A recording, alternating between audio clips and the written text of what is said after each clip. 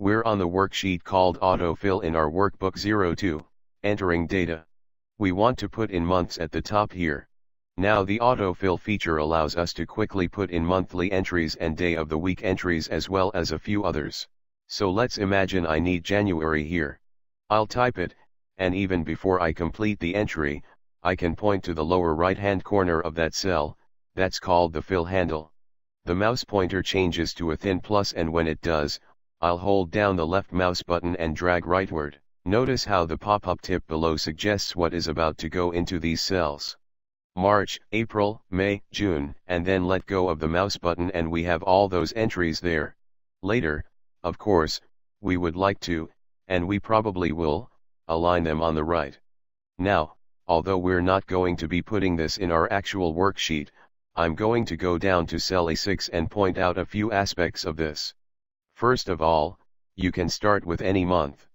Maybe I'll start with March.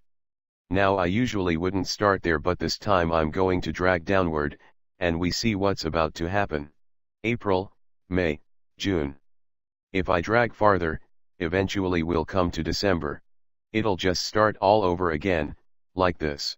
As you drag downward or rightward, if your beginning entry is one of the months, you will automatically get next month, and next month, and so on. Occasionally, but rarely, you might drag upward. And again we could start with any month. Here's April. This time I'll drag upward. This is going to go backward chronologically. March and February we're going to see there. Leftward would do the same as that too. We can also use abbreviations, but they must be 3 letters, so typically again, most often you'd probably start with January, but a simple Jan will get it started. Drag from the corner, just a few cells, you see what's happening. Dragging rightward, the same kind of thing would happen this way.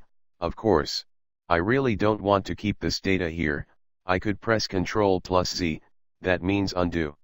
So I'd like to undo my last action and the one before it, so I will press Ctrl+Z repeatedly here to get rid of all this data. We also could have highlighted the data and pressed delete. This works for days of the week as well, full spellings or 3-letter abbreviations. Never start with Tuesday or Thursday, you'll simply get a repeat so we see what's happening. If we were going to use this here somehow, we would make column D wider. We'll get to that later. Drag downward, you'd expect to see the same thing. If you do happen to start with one of these 4-letter abbreviations, remember that will not work, you'll simply get a repeat of this. Now, not only do we have these, we also have a few others, so I'll just point out a few and we'll get rid of this data. Anytime you put in the letter Q followed by or preceded by the numbers 1, 2, 3, or 4, Excel assumes you're talking about or are about to enter quarters. And so if we drag a bit too far here from the corner, it'll simply start over. That also works with QTR. It also works with the word quarter, and in nearly any combination with the numbers 1, 2, 3, and 4, we see some more of these. And you can also do these with dates and with times. If you were to put in a date, here's a date, July 8, 15. Enter. After putting in a date, drag from the lower right-hand corner, drag down, you'll automatically get the next date. If we keep dragging, we'll get the next date, next date, next date. Drag upward, we'll get the previous date. And there are other techniques here we can use too with AutoFill, so take advantage of it. It's handy, it's fast.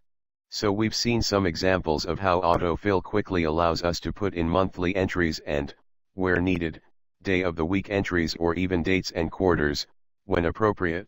Thanks for watching, goodbye.